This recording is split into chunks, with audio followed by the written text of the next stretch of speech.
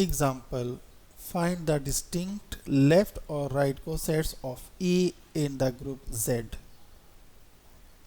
इस एग्जाम्पल में जो ग्रुप है वो सेट ऑफ इंटीजर्स Z है अंडर एडिशन, और जो सब ग्रुप है वो ग्रुप ऑफ इवन नंबर है। तो अब यहाँ हम सॉल्यूशन में पहले इन सेट्स को लिख लेते हैं। तो सेट ऑफ इंटीजर्स Z जो है उसके जो एलिमेंट्स हैं वो माइनस इन्फिनिटी से स्टार्ट होते हैं और -3, -2, -1, 0, +1, +2, +3 and so on up to infinity. इसी तरह जो सेट ऑफ इवन नंबर है इसके एलिमेंट्स भी माइनस इन्फिनिटी से स्टार्ट होंगे और आप यहाँ पे -4, -2, 0 भी इवन नंबर है, +2, +4 and so on up to positive infinity.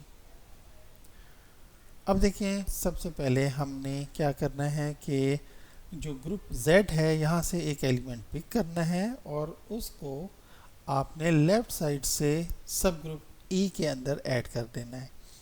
For example मैं 0 पिक करता हूँ जो कि सेट ऑफ इंटीजर Z में है।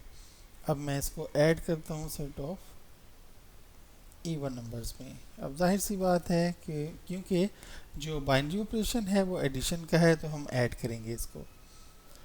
आप देखें ई के जो एलिमेंट्स हैं वो माइनस इन्फिनिटी से आ रहे हैं। यही एलिमेंट्स हम दोबारा लिख लेते हैं, -4, -2, 0, 2, 4 एंड सो ऑन। तो ये एलिमेंट जो 0 है वो सब ग्रुप ई के अंदर हर तरफ से ऐड होगा, हर एलिमेंट के साथ ऐड होगा। यहाँ 0 0 में ऐड होगा, यहाँ 0 2 में ऐड होगा और यहाँ पर जो 0 है वो 4 में ऐड होगा एंड सो ऑन। तो आप देखें 0 के ऐड होने से कोई फ़र्क नहीं पड़ता, वही एलिमेंट्स दोबारा आ जाएंगे, वही नंबर्स दोबारा आ जाएंगे। तो एक कोसेट्स आपके एक कोसेट आपके पास ये आ गया। नेक्स्ट कोसेट के लिए आप नेक्स्ट एलिमेंट ले लें, मतलब यहाँ से 1 पिक कर लें, 1 को आप ई में ऐड करें। तो पहले आप ई के तमाम एलिमेंट्स लिख लें,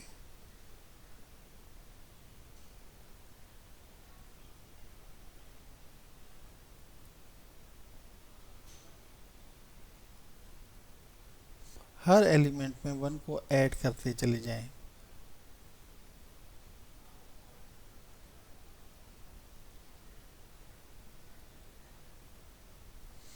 तो अब आप देखें कि आपके पास जो एलिमेंट्स आ रहे हैं, अब 4 में से 1 माइनस करें, यानी 1 प्लस -4 है। तो जब आप सब्ट्रैक्ट करते हैं तो बड़े नंबर का साइन आता है। 4 माइनस नेगेटिव है तो नेगेटिव आ जाएगा, 4 में से 1 गया तो 3 आ जाएगा, -3। अब देखिए -2 में से 1 गया तो आपके पास -1 आ जाएगा और 1 + 0 1 आ जाएगा और 1 + 2 3 आ जाएगा, 1 + 4 जो है 5 आ जाएगा एंड सो ऑन।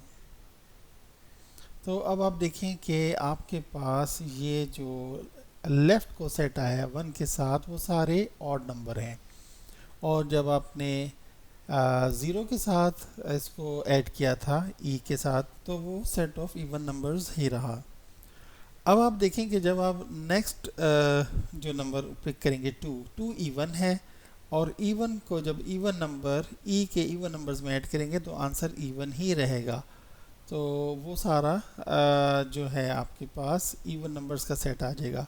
और जब आप ऑड नंबर 3 पिक करेंगे और आप इसको ऐड करेंगे ई के अंदर तो आप देखेंगे कि वो सारे ऑड नंबर आना शुरू हो जाएंगे। जैसे कि यहाँ 1 ऑड था, 1 को ई में ऐड किया तो सारे ऑड नंबर आ गए। अब 3 को पिक करेंगे, ऑड नंबर है, इसमें ऐड करेंगे तो आंसर सारे ऑड नंबर आ जाएंगे। ठीक है, तो अब इसका मतलब ये हुआ कि यहाँ पे जो डिस्टिंक्ट लेफ्ट को सेट्स हैं वो एक तो ये है सेट ऑफ इवन नंबर और दूसरा है सेट ऑफ ऑड नंबर। तो आप जितने भी नंबर इसमें ऐड करेंगे अगर वो इवन है तो वो इवन रहेगा, ऑड है तो वो set set of odd number बना देगा। तो जो नंबर ऑफ डिस्टिंक्ट लेफ्ट को सेट्स हैं वो टू हैं, एक ये है सेट ऑफ ऑड नंबर्स और एक सेट ऑफ इवन नंबर्स। तो आप लिख सकते हैं number of distinct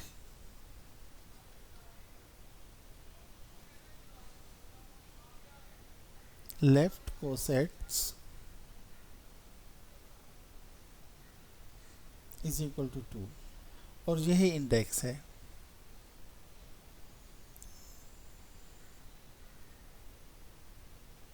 index of E in Z वो टू है।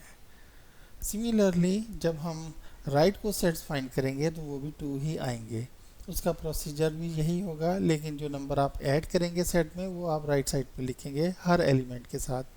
तो चूँकि ये जो सेट ऑफ इंटीजर्स हैं और इवन नंबर्स हैं ये कम्यूटेटिव लॉ होल्ड करते हैं, तो इसलिए आप चाहे राइट साइड से ऐड करें चाहे लेफ़्ट साइड से आंसर सेम आएगा। तो लिहाजा जो इंडेक्स है ई का जेड में वो टू है, यानी जो नंबर ऑफ डिस्टिंक्ट लेफ्ट को सेट्स हैं वो भी टू हैं और जो डिस्टिंक्ट राइट को सेट्स होंगे वो भी टू होंगे।